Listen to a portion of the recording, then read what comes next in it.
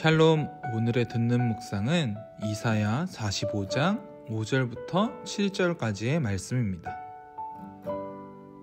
나는 여호와라, 나 외에 다른 이가 없나니 나밖에 신이 없느니라. 너는 나를 알지 못하였을지라도 나는 내 띠를 동일 것이요 해 뜨는 곳에서든지 지는 곳에서든지 나밖에 다른 이가 없는 줄을 알게 하리라. 나는 여호와라, 다른 이가 없느니라. 나는 빛도 짓고 어둠도 창조하며 나는 평안도 짓고 환난도 창조하나니 나는 여호와라.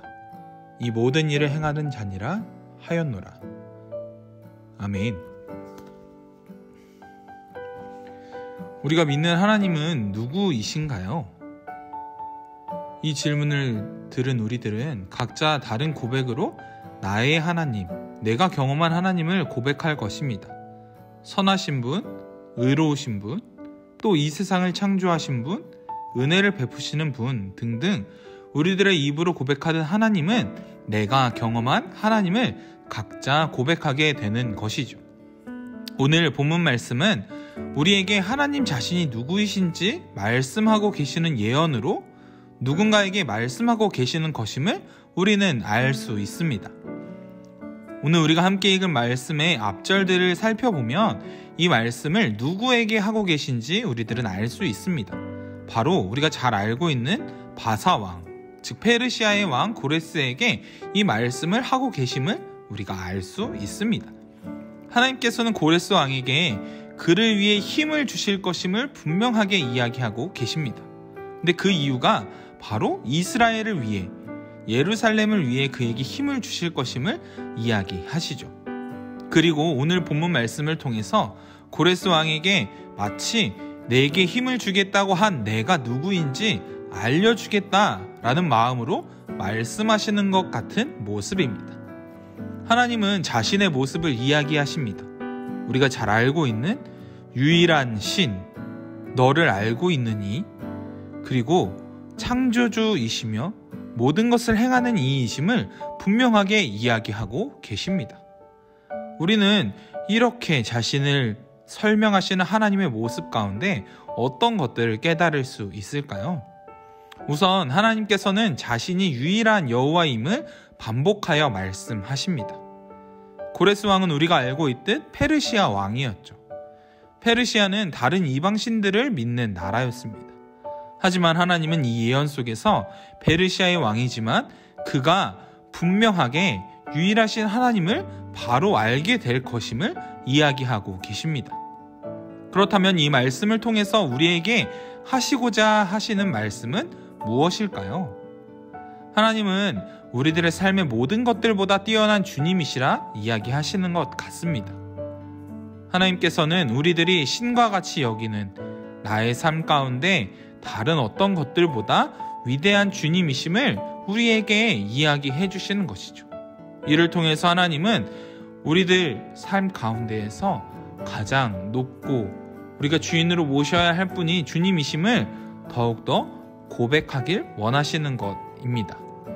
또한 하나님은 빛과 어둠, 평안과 환난을 이야기하십니다. 또한 6절에서는 해 뜨는 곳에서든지 지는 곳에서든지 즉 우리와 늘 함께 하실 것임을 분명하게 이야기하고 있습니다. 7절에서 이야기하고 있는 빛과 어둠, 평안과 환난은 대조되는 두 가지입니다. 즉 하나님께서는 기쁠 때나 슬플 때나 우리와 늘 함께 하시는 이이심을 또한 이야기하고 계시는 것입니다. 우리들이 기쁠 때에만 하나님이 나와 함께 하시는 것이 아니라 우리가 환난 가운데 있을 때, 어둠 가운데 있을 때에도 하나님은 늘 우리와 함께 하고 계심을 이야기하시는 것입니다. 또한 자신이 창조한 그때에 우리가 하나님을 생각하고 하나님을 바라야 한다는 것 또한 말씀하고 계시는 것 같습니다. 이렇게 자신이 누구인지를 말씀하시는 하나님의 음성을 들었을 고레스 왕은 어땠을까요? 어벙벙하지 않았을까요? 자신에게 힘을 주겠다고 말씀하시지만 또 자신이 이해하기 어려운 것들을 이야기하시는 하나님을 보며 이해하기 힘들었을 수도 있을 것입니다.